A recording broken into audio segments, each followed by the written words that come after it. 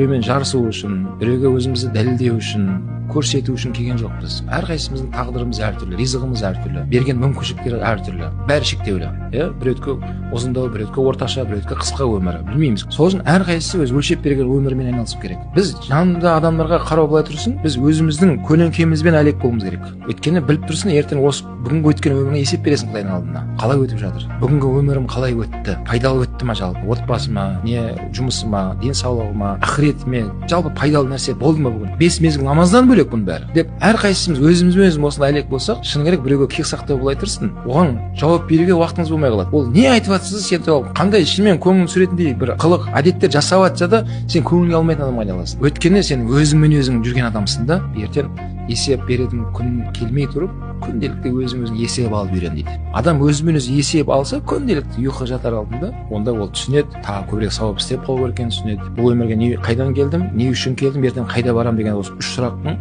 жауабымен айналысқан кезде біреумен кектену, біреуді көре алмаушылық, жек көру, жамандау, өсек айту деген аулақ болады. Неге?